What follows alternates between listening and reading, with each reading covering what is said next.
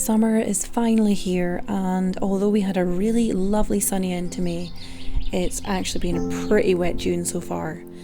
We have had a little sunshine though, but after the heat wave at the end of May, our garden really needed the rain, so it's been such a blessing.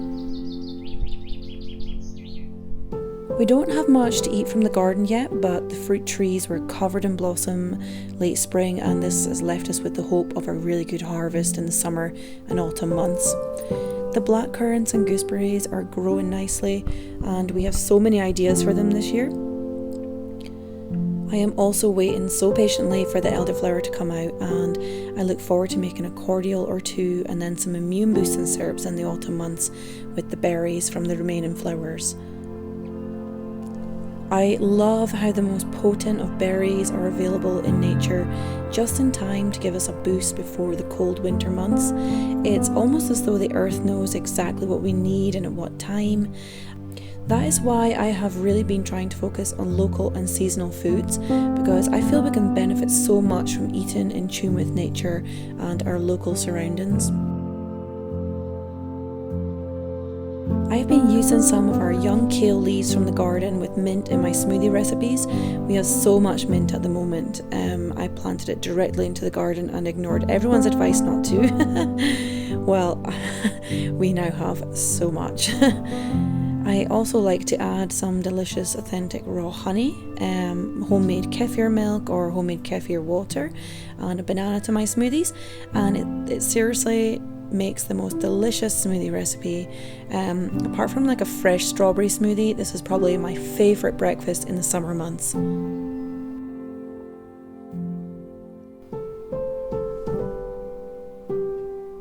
So I like to keep breakfast light with my smoothies, but at the weekend I love to cook up a special breakfast treat for everyone, and in this recipe I'm making warm sourdough toast with slices of smoked salmon, mashed avocado and a warm drizzly poached egg on the top.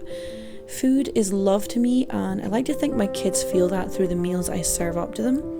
And I really like to keep things seasonal, but hey, life gets busy sometimes and we also eat bowls of cereal as well. I do love my time in the kitchen, but it does get crazy busy at times.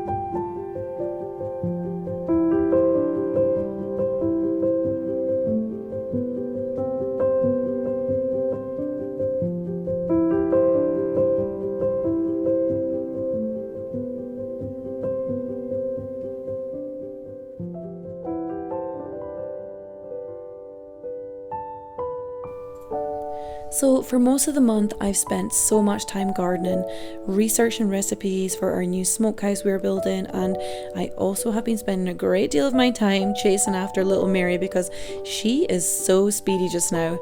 I've never had such an early walker, and she is definitely a determined yet beautiful little soul.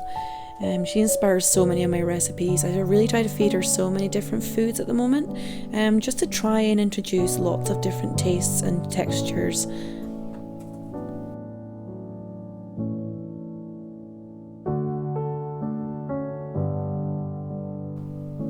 So we always spend time outdoors in the summer months every day, and that usually involves a walk with the dogs to the small forestry area close to our home.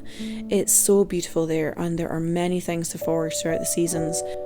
One of my goals this year is to learn more about foraging wild foods.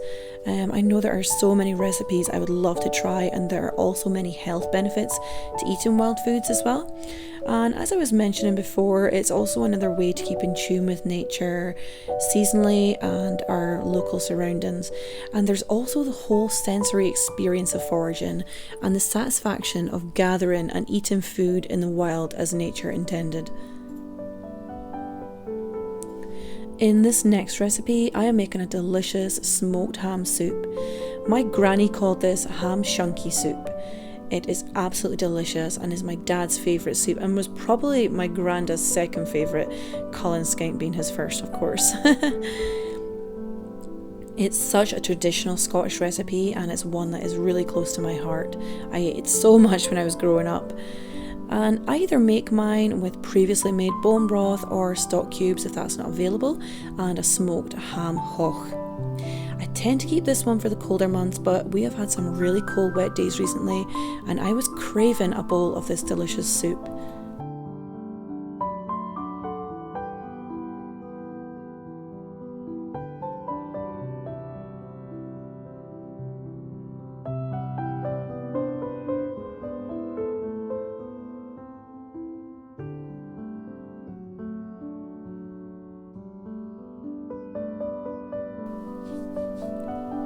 So a lot of my time just now during lockdown is spent educating my boys.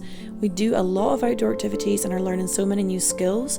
My son has been painting with sticks and other textures from the garden here, and he has created a black hole. I did have to ask what it was. I also love arty projects myself, and I've really been enjoying my monthly scroll art box just now. It's given me a chance to get creative in different ways and try out new arty techniques. I'm certainly no Picasso, but I do love a bit of drawing or painting.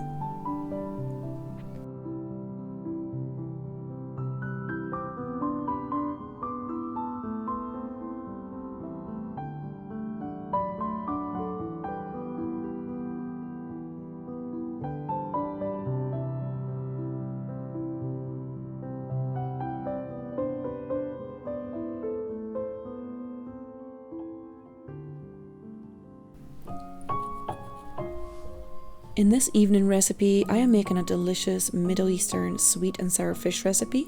I have adapted the ingredients from one of my favourite cookbooks, and I'm also using chicken instead of fish fillets, as it works really well with the chicken, and I am definitely going to be making this again because it was an absolute hit with the kids. They loved it. They also ate all the vegetables, so that is definitely a win for me because they can be fussy at times.